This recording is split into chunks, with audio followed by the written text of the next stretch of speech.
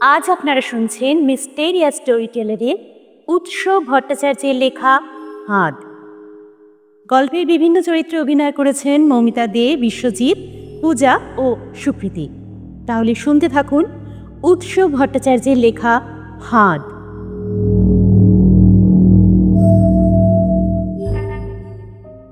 এই পৃথিবীর আলো ঝলমলে জন অরণ্যের হাজারটা কোলাহলের মাঝে চাপা পড়ে যায় এমন কিছু আপাত অকিঞ্চিতকর ঘটনা, যার সন্ধান রাখে না কেউ। সাগরের অনন্ত জলরাশি থেকে যেমন কয়েক ফোঁটা জল সরিয়ে নিলে যেমন কিছু মাত্র প্রভাব পড়ে না, তেমনি কোটি কোটি মানুষের মধ্যে থেকে কয়েকজন বেবাক নিরুদ্দেশ হয়ে গেলেও এই বুড়ি পৃথিবীটার বুকে সমস্ত কিছুই আগের মতো যথা নিয়মে চলতেই থাকে। আমাদের পরিচিত জগৎটার আবরণের আড়ালে যে অচেনা জগৎটা রয়েছে, সেখান থেকে কখনো কখনো আমন্ত্রণ পায় এই জগতের বাসিন্দারাও। সেই মায়াময় আহ্বান অস্বীকার করার ক্ষমতা বুঝি কারোর নেই। সেই নারকীয় মাদকতার অমোঘ আকর্ষণে পথভ্রান্ত পথিক অচেনা জগতে একবার পা রাখলে আর ফেরার উপায় থাকে না তার। প্রতি বছর পৃথিবীর বিভিন্ন দেশ থেকে এমন অনেক মানুষ হারিয়ে যায়। তদন্তে যাদের হারিয়ে যাওয়ার কোনো যুক্তিগ্রাহ্য কারণই খুঁজে পাওয়া যায় না, জাগতিক কোনো অপরাধের সাথেই তাদের নিরুদ্দেশ হওয়ার ঘটনার কার্যকারণ মেলে না। গভীরভাবে অনুসন্ধানের চেষ্টায় কেবল নিরুদ্দেশ মানুষের সাংখ্যমানে বেড়ে চলে অবিরত। আজ আমরা সাক্ষী হতে চলেছি তেমনই একটি ঘটনার, যার প্রেক্ষাপটে প্রকৃতির সীমারেখা বড়ই অস্পষ্ট। আসুন আমরা পাড়ি জমাই এক প্রহেলিকাময় ছায়া জগতের সন্ধানে। বিশ্বজিৎ দেখতে পায় অনেকগুলো দোতলা বাড়ি দিয়ে ঘেরা একটা সরু গলির মুখে উদ্ভ্রান্তের মতো দাঁড়িয়ে আছে সে। খুব চেনা পথ দিয়ে যেতে যেতে কিভাবে যে এমন অন্ধ গলিতে এসে পড়ল, কিছুতেই বুঝে উঠতে পারে না সে। বাড়িগুলোর বয়স অনুমান করা শক্ত, তবে তারা যে অনন্ত একটা গোটা শতাব্দী প্রত্যক্ষ করেছে এ কথা সহজেই অনুমান করা চলে। বাড়িগুলোর বাইরের সমস্ত দেওয়াল জুড়ে শ্যাওলার পুরু আস্তরণ আর বট অশ্বত্থের চারা গজিয়ে বেশ বড় হয়ে উঠেছে। যেখানে তারা জন্মেছে সেখানকার পক্ষেই দিন দিন বড্ড বিপজ্জনক হয়ে উঠছে তারা। জায়গাটা কেমন যেন ঠান্ডা ঠান্ডা স্যাঁতস্যাঁতে, বোধহয় দিনের আলো পড়ে না ভালো করে। ভ্যাপসা একটা গন্ধ বিশ্বজিতের নাকে এসে ঝাপটা মারে। এদিক ওদিক চাইতে চাইতে হঠাৎ ওর চোখে পড়ে দোতলা বাড়িগুলোর ছাদগুলো থেকে কারা যেন উকি দিয়ে দেখছে ওকে। না, চোখে পড়ে বললে বিষয়টার বর্ণনা ঠিক যথাযথ হয় না। অনেকক্ষণ খড় দৃষ্টিতে কেউ চেয়ে থাকলে যার প্রতি সেই দৃষ্টি নিক্ষেপ করা হচ্ছে, সে কিন্তু ঠিক টের পেয়ে যায় যে তার প্রতি নজর রেখেছে কেউ বা কারা। এখানেও ইতি উতি চাইতে চাইতে ঠিক তেমনটাই অনুভব করে বিশ্বজিৎ। পূর্ণ দৃষ্টিতে সে তাকায় বহু জোড়া চোখের মালিকদের দিকে, আর সাথে সাথে ওর বুকটা ছ্যাত করে ওঠে। মোট 6 জোড়া চোখের দৃষ্টিতে যেন মৃত্যুর শীতলতা। মানুষগুলোর হাড়ের উপর কেউ যেন জোর করে চামড়াটুকু লাগিয়ে রেখেছে কেবল। 4 জন পুরুষ, 2 জন নারী। কারোরই বয়স বোঝা যায় না, কিন্তু প্রত্যেকেরই একই রকম হাড্ডিসার দেহ আর চোখে মরা মাছের দৃষ্টি। অবশ্য তাই বা বলা যায় কিভাবে? মরা মাছের স্থির দৃষ্টিতে এমন তীক্ষ্ণতা যে অসম্ভব। কোনো মতে মনে জোর এনে বিশ্বজিৎ প্রশ্ন করে, এই যে শুনছেন, বলছিলাম যে ওই দত্তবাগান কোন দিক দিয়ে যাব বলতে পারেন? প্রশ্নটার উত্তরে বিশ্রীভাবে হেসে ওঠে ওরা।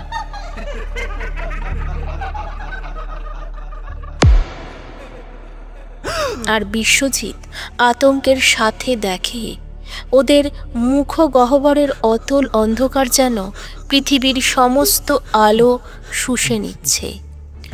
অনন্ত ক্ষুধা নিয়ে সেই কাল গহ্বর ক্রমশ বড় হতে হতে যেন গ্রাস করতে চাইছে বিশ্বজিৎকেও। একটা তীব্র দুর্গন্ধে বিবমিশা জেগে ওঠে তার। সেই অনুভূতির চেয়েও তীব্রতর হয়ে ওঠে আতঙ্কের একটা রোমশ স্পর্শ।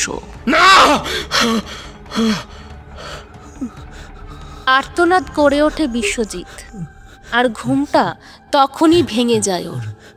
গলা শুকিয়ে কাঠ হয়ে গেছে, সারা শরীরটা ঘামে ভিজে জপজপে হয়ে রয়েছে। সে প্রায়শই এই অদ্ভুত স্বপ্নটা দেখে, অথচ ওর অবচেতন মন কোন ঘটনার ইঙ্গিত দিতে চায় তা কিছুতেই বুঝতে পারে না সে। কোনো স্বপ্ন এমন জীবন্ত হতে পারে কিছুদিন আগে পর্যন্ত ধারণাই ছিল না ওর। সাধারণত কোনো স্বপ্নের স্মৃতি খুব দ্রুতই মুছে যায় আমাদের মন থেকে, কিন্তু এই ভয়ানক স্বপ্নটা পুঙ্খানুপুঙ্খভাবেই মনে থেকে যায় ওর। ও জানে স্বপ্নে পর্যায়ক্রমে ঠিক কী ঘটতে চলেছে, অথচ প্রত্যেকবারই স্বপ্নের মধ্যে একই রকম ভয় পেয়ে বসে ওকে।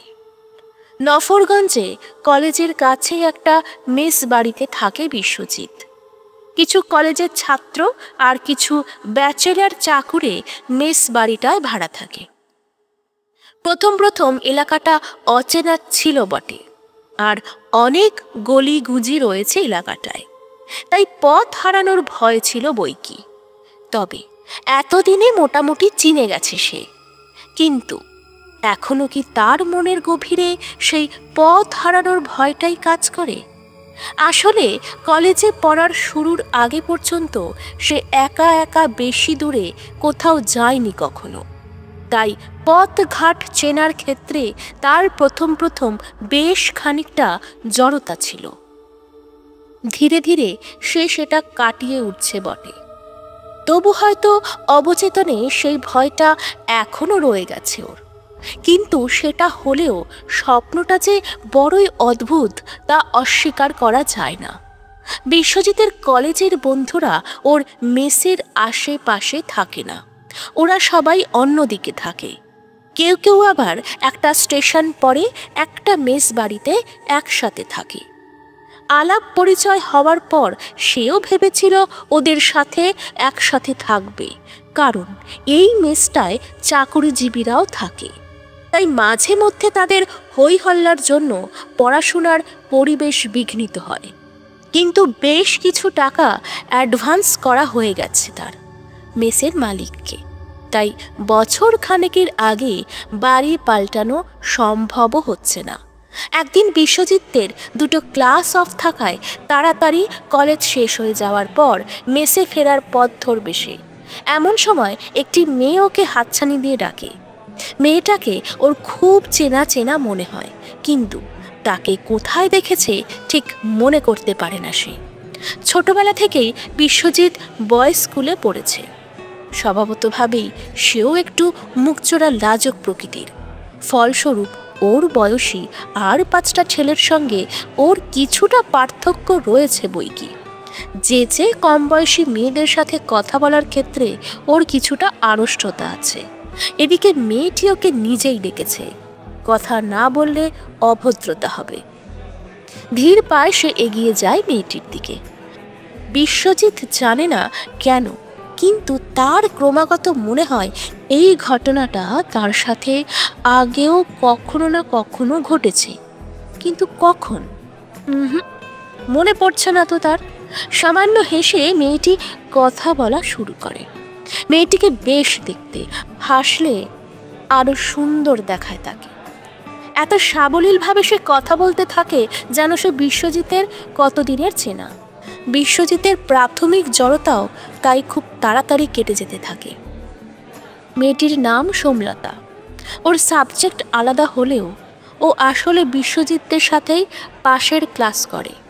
বিশ্বজিৎ ভাবে সেই কারণেই বোধহয় মেয়েটিকে চেনা মনে হয়েছিল তার। কথায় কথায় বেশ ভাব হয়ে গেল দুজনের মধ্যে। বিশ্বজিৎ মনের মাঝে অন্যরকম একটা ভালো লাগা অনুভব করছিল যেন। বেশ খানিকক্ষণ নানা রকম গল্প গাছার পর মেয়েটা বলল, আজ তো তাড়াতাড়ি কলেজ ছুটি হয়ে গেল। আমাদের বাড়ি খুব কাছেই, চলো না একটু ঘুরে আসবে। তোমাকে দেখে বাড়ির সকলে খুব খুশি হবে। দেখো, প্রথম আলাপেই এমন আমন্ত্রণ একটু অস্বাভাবিক হলেও বিশ্বজিতের তেমন কিছু মনে হলো না। প্রথমে তবু ভদ্রতার খাতিরে মৃদু আপত্তি জানালেও তারপর রাজি হয়ে গেল সে। সোমলতার সাথে নানা বিষয় গল্প করতে করতে হাঁটতে থাকে বিশ্বজিৎ। মেয়েটার কথায় যেন সম্মোহনী শক্তি আছে। গল্প করতে করতে খেয়ালই হয়নি যে কোন পথে তারা হাঁটছে। বেশ কিছুক্ষণ পরে খেয়াল হতে বিশ্বজিৎ জিজ্ঞাসা করে বলল যে, তুমি বললে যে কাছেই বাড়ি তোমাদের, কিন্তু এখনো তো পৌঁছালাম না। এই তো প্রায় চলেই এসেছি আমরা। ভরসা দেয় সোমলতা। তারপর চলার গতি একটু বাড়ায় সে। দ্রুত পায়ে তাকে অনুসরণ করে চলে বিশ্বজিৎ। এই পথ তার চেনা নয়। যার সাথে সে এতটা পথ এলো তার সাথে মাত্র কিছুক্ষণের পরিচয়, অথচ মনে হচ্ছে তাকে যেন চোখ বন্ধ করে ভরসা করা যায়। এ কোন মাদকতা! স্বাধীন চিন্তা চেতনার সমস্ত বোধ কখন লোপ পেয়েছে জানে না বিশ্বজিৎ। অন্ধ অনুসরণের মাতাল প্রবাহে খড়কুটোর মতো ভেসে চলেছে সে। তা না হলে নিশ্চয়ই পথের পাশের দেওয়ালে পড়া প্রতিবিম্বে অন্তত একবার হলেও তার নজর পড়ত। সেখানে একটি ছায়া স্বাভাবিক মানুষের, আর সেই ছায়াটা তার নিজের। কিন্তু অন্য ছায়াটিকে দেখে হার্টবিট মিস করবে অনেক দুঃসাহসী মানুষও। কিন্তু সুরেলা কণ্ঠের মরণ আমন্ত্রণে বহ্নি পতঙ্গের মতো এগিয়ে চলেছে বিশ্বজিৎ। দেওয়ালের প্রতিবিম্বের প্রতি তার ভ্রুক্ষেপই নেই। বিশ্বজিৎ যেন একটা ঘোরের মধ্যে ছিল এতক্ষণ। কোন পথে সে চলেছে, কোথায় পৌঁছাচ্ছে কিছুই জানে না সে। হঠাৎ সে চমকে উঠল সোমলতার কণ্ঠে, আমরা এসে গেছি। বিশ্বজিৎ সেই মুহূর্তে অবাক হয়ে দেখল তার দুঃস্বপ্নের সেই অন্ধগুলি যেন বাস্তবে উঠে এসেছে। সেই জরা জীর্ণ দোতলা বাড়িগুলো জায়গাটাকে চারদিক থেকে ঘিরে রেখেছে। চারদিক তাকিয়েও বাড়িগুলোর ঘেরাটোপ থেকে বের হওয়ার কোনো পথ খুঁজে পেল না সে। তবে ওরা এখানে প্রবেশ করলো কোন পথে, সেও এক রহস্য। শ্যাওলা ধরা দেওয়ালগুলো যেন বিশ্বজিৎকে দেখে নোংরা দাঁত বের করে বিদ্রুপের হাসি হাসছে। বলছি কি যে আমি মেসে ফিরে যাব, বুঝলে, অন্য একদিন আসবো ক্ষণ। কাতর অনুনয়ের মতো নিজের গলাটা নিজের কাছেই বড় অচেনা ঠেকল বিশ্বজিতের। সোমলতার হাসি, উফ কি ভয়ঙ্কর সেই হাসি! সেই হাসির কাঁপনে শিউরে উঠল বিশ্বজিৎ। মাথার মধ্যে কে যেন বলছে, পালাও বিশ্বজিৎ, বাঁচতে চাও তো পালাও। কিন্তু কোথায় পালাবে সে, আর কি ভাবে বা পালাবে? পা দুটো যেন পুরনো বাড়িগুলোর গায়ে জন্মানো বটগাছের শিকড়ের মতো জড়িয়ে ধরেছে। সে কি বিশ্বজিৎ, বাড়ির সামনে এসে ফিরে যাবে। ওই দেখো, ওনারা সবাই তোমার অপেক্ষা করছে। বিশ্বজিৎ সোমলতার ইশারা অনুসরণ করে দেখল সেই দুঃস্বপ্নে দেখা হাড্ডিসার লোকগুলো এক দৃষ্টে চেয়ে আছে ওর দিকে। ও কি, ওদের মুখ থেকে কালচে চেরা সাপের জীবের মতো কি যেন বেরিয়ে আসছে না? থকথকে আঠালো কি যেন একটা পদার্থ গড়িয়ে পড়ছে সেখান থেকে। বিশ্বজিৎ অনুভব করল ওর চারপাশের সমস্ত কিছু বনবন করে ঘুরছে। দু চোখে অন্ধকার নেমে এলো তার। মাথায় অসহ্য যন্ত্রণা নিয়ে অনেক কষ্টে চোখ মেলল বিশ্বজিৎ। একটা চেয়ারে তাকে বসিয়ে রাখা হয়েছে। তার সারা গায়ে শক্ত জালের মতো কি একটা তন্তুর বাঁধন। সেই বাঁধনের উপাদানগুলো ঠিক কি বুঝতে পারে না সে, তবে সেগুলো থেকে একটা বিশ্রী দুর্গন্ধ বের হচ্ছে। হাজারো চেষ্টা করেও সে এতটুকু নড়তে পারল না।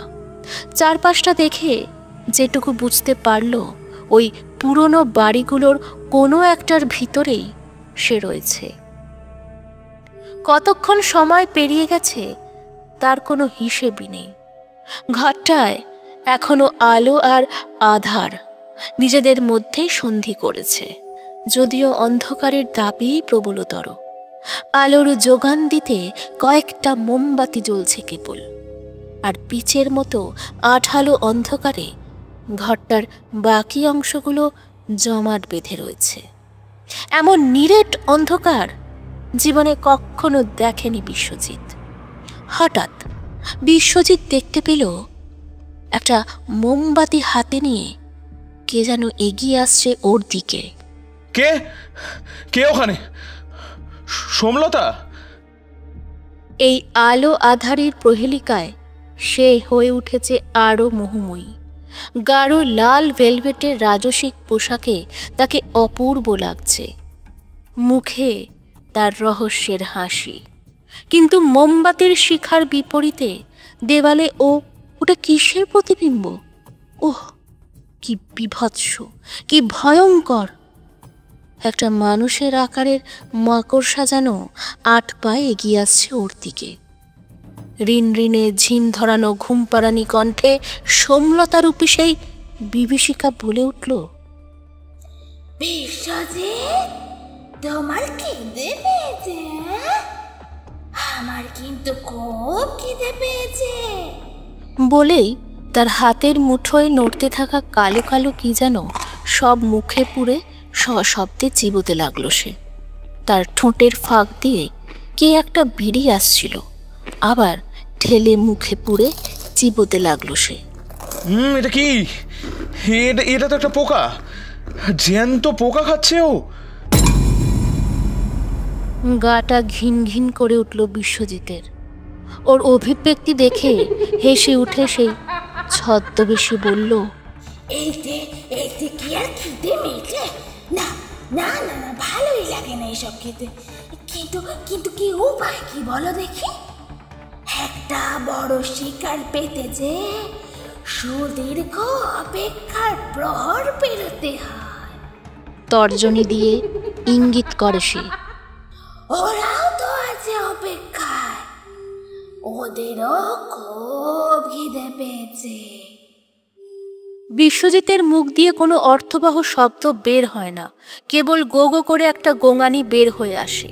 তার বিস্ফারিত চোখজোড়া দেখতে পায় পিলপিল করে নানা মাপের মাকড়সা ঘরটির ছাদ থেকে দেওয়াল বেয়ে নেমে আসছে। ওদের উদ্দেশ্য বুঝতে এতটুকু অসুবিধা হয় না তার, কিন্তু সে অসহায়। ন্যূনতম নড়াচড়া করার শক্তিও যে তার নেই। তার অর্ধচেতন মন ভাবতে থাকে দেশ বিদেশের কিংবদন্তি নামে একটা বইতে সে জোরোকুমো নামের এক জাপানি বিভীষিকার গল্প কথা পড়েছিল বটে, কিন্তু মাকড়সা দানবীর সেই আখ্যান জীবন্ত হয়ে ওঠে বাস্তবেই তার চোখের সামনে। এই যে অবিশ্বাস্য নাকি সে আবারও দুঃস্বপ্ন দেখছে। বাস্তবের চেনা জগৎটার সমান্তরালে যে ছায়া জগৎ আত্মগোপন করে থাকে তা যখন প্রকাশ্যে আসে তখন বুঝি দেশকালের চেনা সীমানা বিভ্রান্তির কুয়াশায় এইভাবেই ঢাকা পড়ে যায়। এখন আর সেই ছদ্মবেশীর মোহময়ী রূপ নেই, পরিবর্তে সে পরিণত হয়েছে এক রাক্ষসে মাকড়সায়। সেই মাকড়সা দানবীর প্রতি নিঃশ্বাসে সর্বগ্রাসী হুতাশনের তেজ। রোমশ উপাঙ্গের চাপ বাড়তে থাকে বিশ্বজিতের মাথার দুপাশে। একটা দুর্গন্ধময় আঠালো চটচটে তরলে ভিজে যেতে থাকে সে। দারুণ যন্ত্রণায় চৈতন্য হারায় বিশ্বজিৎ। জ্ঞান ফিরতে বিশ্বজিৎ অবাক হয়। সারা দেহে কোনো বন্ধন নেই তার, দেহে ব্যথা বেদনার বোধও নেই, কেবল নিজের দেহের দিকে তাকিয়ে শিউরে ওঠে সে। একই শিউ এক অভিশপ্ত অষ্টপদীতে পরিণত হয়েছে। সে জীবন ও মৃত্যুর মাঝের এক প্রহেলিকায় আবদ্ধ হয়ে পড়েছে কি জানে না সে। তখনই আগের চেয়েও মোহময়ী রূপে সোমলতা এলো তার সামনে, মুখে সেই সম্মোহনী হাসি। ঋণঋণে কণ্ঠে বলে উঠল সে, সারপ্রাইজ! প্ল্যান চেঞ্জ করতে হলো বুঝলে। আমাদের দুনিয়ায় তোমায় স্বাগত প্রিয়তম।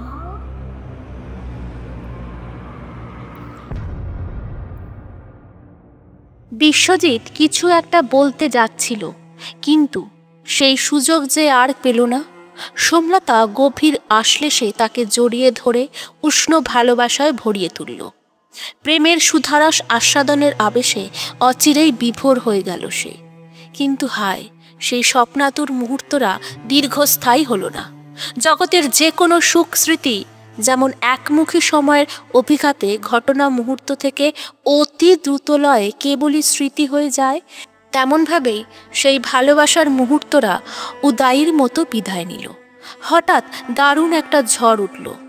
এমনই আকস্মিক আর ভয়াবহ সেই ঝড়ের আবির্ভাব যে মনে হলো যেন বহু যুগ ধরে বোতলবন্দি কোনো জিন বুঝি অপরিণামদর্শী মূর্মতি পথিকের হাতে সদ্য মুক্তি পেয়েছে। অনন্ত বিশ্বজিতের তো তেমনটাই মনে হলো। বিধ্বংসী সেই ঝড়ের গর্জনে শত সহস্র সাপাত বুঝি হার মানবে। সেই অতি অলৌকিক ঝড়ের আক্রোশে আশেপাশের সমস্ত কিছু খড়কুটোর মতো উঠতে লাগলো। কত শতাব্দীর প্রাচীন ধূলিকণা পাক্ষে ঘুরতে শুরু করলো বিশ্বজিৎকে ঘিরে। সেই ঝড়ের দাপটে নিতান্ত অকিঞ্চিৎকর অস্তিত্ব নিয়ে ভেসে চলল সে বেশ কিছুটা সময়। একটা অনন্ত কাল গহ্বরের মাঝে ক্রমশ তলিয়ে যেতে লাগলো বিশ্বজিৎ। না, শুধু বিশ্বজিৎই নয়, তলিয়ে যেতে লাগলো সোমলতাও। সেই ভয়াল সুন্দর বিভীষিকাকে বিশ্বজিৎ সোমলতা নামেই চিনেছে। অনন্ত অতলান্ত অন্ধকারে হারিয়ে যেতে লাগলো ওরা দুজনে, যেন সৃষ্টির প্রথম লগ্নের ঠিক আগের নির্নিমেষে অন্ধকারে হারিয়ে যাচ্ছিল ওরা। স্থান বা কালের ধারণাই সেখানে বাতুলতা। নিয়ন্ত্রণহীনভাবে বহুমাত্রিক অস্তিত্ব নিয়ে কোনো ক্রমে টিকে থাকতে থাকতে বিশ্বজিৎ দেখতে পেল এক অপূর্ব বর্ণচ্ছটা, আর সাথেই শুনতে পেল অশ্রুতপূর্ব এক বাদ্যযন্ত্রের স্বর্গীয় সুর মূর্ছনা। বাদ্যযন্ত্রটি তারের বাদ্য। কে যেন তার মাথার মধ্যে ফিসফিস করে বলে উঠল, দেবী বেঞ্জাইতিনের বিউয়া পাচ্ছে। দেবী এবং বাদ্য উভয় নামই তার কাছে অপরিচিত হওয়ার কথা, কিন্তু আশ্চর্য এই যে নাম দুটো তার মাথার মধ্যে গুঞ্জরিত হওয়া মাত্র বড়ই চেনা বলে মনে হলো। যেন কোনো জন্মান্তরের স্মৃতি বিস্মৃতির রুদ্ধ দ্বারের বাইরে থেকে ক্রমাগত করাঘাত করে চলেছে স্মৃতিগোচরে আশার অভিপ্রায়। পাশাপাশি বিশ্বজিৎ অনুভব করতে লাগলো এমন কিছু যা ভাষায় বর্ণনা করা অত্যন্ত কষ্টসাধ্য। তবু যদি সেই অনুভূতির কিছুটা মাত্র বর্ণনা করা যায়, সেটা এক অত্যাশ্চর্য বৈপরীত্যের সমাপতন ভিন্ন আর কিচ্ছু নয়। সৃষ্টির আদি লগ্নে যেমন একই উৎপত্তি স্থল থেকেই সম্পূর্ণ বিপরীতধর্মী পদার্থ ও কণিকা উদ্ভূত হয়েছিল, তেমনি সুন্দর অসুন্দর, ভালো মন্দ সমস্ত কিছুই এক ও অভিন্ন অস্তিত্ব নিয়ে বিশ্বজিতের চেতনায় ধরা দিল। সৃষ্টির স্থায়ীর কারণেই বিপরীত বৈশিষ্ট্যের অস্তিত্বগুলির অবাধ মেলামেশার হুকুম নেই। সেক্ষেত্রে যে সমগ্র সৃষ্টি সংকটের মুখে পড়ে যাবে। বিশ্বজিতের অন্তরাত্মা বলতে লাগলো, নিশ্চয়ই নিষিদ্ধ কিছু ঘটেছে, এমন কিছু যা ঘটা উচিত ছিল না। আর সেই জন্যই বুঝি প্রকৃতি রুষ্ট হয়েছে খেলা ভাঙার সেই খেলায়। দেবীবাণীর সেই কলতান ক্রমশ অস্পষ্ট হয়ে আসতে লাগলো। সুগন্ধের অনুভূতিকে অক্লেশে গ্রাস করে নিল পুঁতিগন্ধময় নিকষ কালো এক অস্তিত্ব। মন্ত্রধ্বনিতে বেজে উঠল অন্য কোনো বাদ্য, আর সেই গমগমে বাদ্যের কম্পনে যেন কেঁপে কেঁপে উঠছে গোটা ব্রহ্মাণ্ড। আগের সেই অপরূপ বর্ণচ্ছটাও অন্ধকারের ক্রমবর্ধমান একটা চক্রের আবির্ভাবে অন্তর্নিহিত হয়েছে ইতিমধ্যে। পরিবর্তে নিষ্কালো আঁধারে আবারও ঢেকে গেছে চারিপাশ। অন্ধকারের উপাদানে রচিত এক অজগর যেন মারণ পাশে জড়িয়ে ধরে শ্বাস বন্ধ করে দিচ্ছে। তারপর একটা প্রচণ্ড গতিময়তা আচ্ছন্ন করল বিশ্বজিতের সম্পূর্ণ অস্তিত্বটাকে। একটা অনন্ত অতলান্ত সুরঙ্গ পথে ভরহীন তরঙ্গের মতো অবিশ্রান্ত ছুটে চলা কেবল। সেই অনন্ত যাত্রাপথের না আছে কোনো নির্ধারিত আরম্ভ, না আছে কোনো পরিশেষ। অঙ্কুরিত নবপ্রাণের ক্রন্দন থেকে মৃত্যুর নির্নিমেষ নৈশব্দের দিকে এক বজ্ঞা ছুটে চলা। সুখ দুঃখ আনন্দ বেদনা সমস্ত বোধের ঊর্ধ্বে এক নিঃসীম শূন্যতা। জীবন বা মৃত্যুর মতো কোনো সুনির্দিষ্ট অবস্থানই যেন আর নেই বিশ্বজিতের। এই নির্ণয়হীন অসহনীয় গতিময়তায় সে একেবারে একা। সোমলতাকে সে ঠিক কখন হারিয়ে ফেলেছে মনে পড়ে না তার। বড়ই আশ্চর্য যে সেই বিভীষিকাকে আরও একবার দেখতে পাওয়ার আকুতি তার মনকে ব্যাকুল করে তুলেছে। যেন জন্ম জন্মান্তর ধরে বিশ্বজিৎ অপেক্ষা করেছে সোমলতাকেই আরও একটিবার দেখতে পাওয়ার জন্য। আতঙ্কের মহাসাগরের ক্লেদাক্ত স্পর্শ যাপন করে অনিন্দ সুন্দর ভালোবাসার তীরে পৌঁছেছিল সে।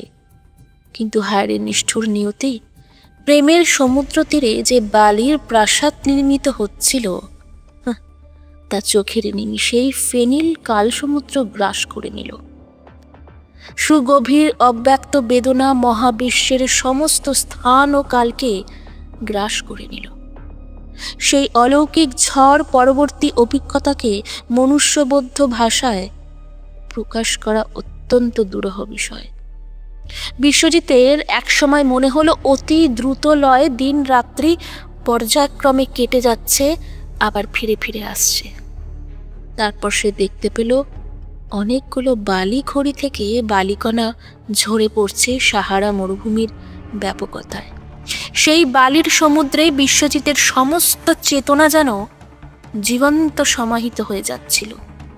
সেই ঊষর বালির সমুদ্রে পুরোপুরি নিমজ্জিত হয়ে যেতে যেতে সে শুনতে পেল কে যেন ওর কানে কানে বলছে, বিরহের কালবেলা শেষে আবার দেখা হবে প্রিয়তম, আর দেরি নেই, আমি আসছি।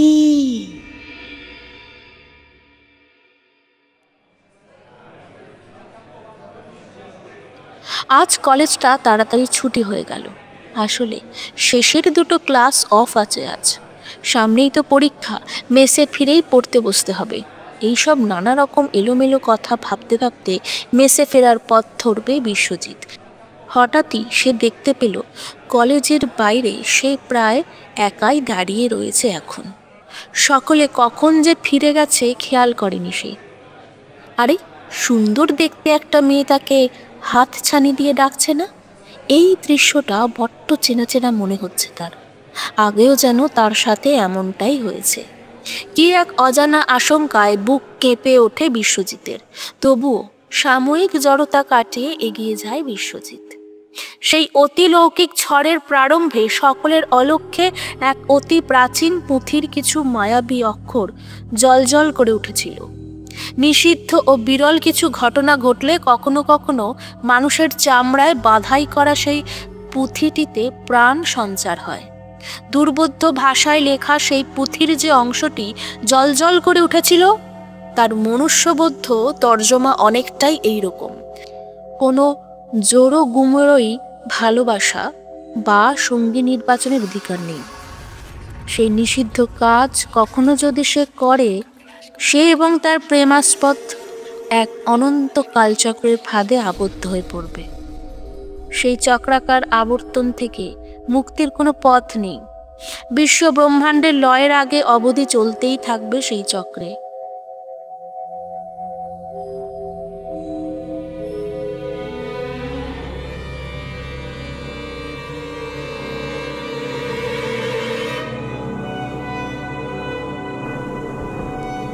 হ্যাঁ, গল্পটা হয়তো এখানেই শেষ, বা হয়তো এখানেই শেষ নয়।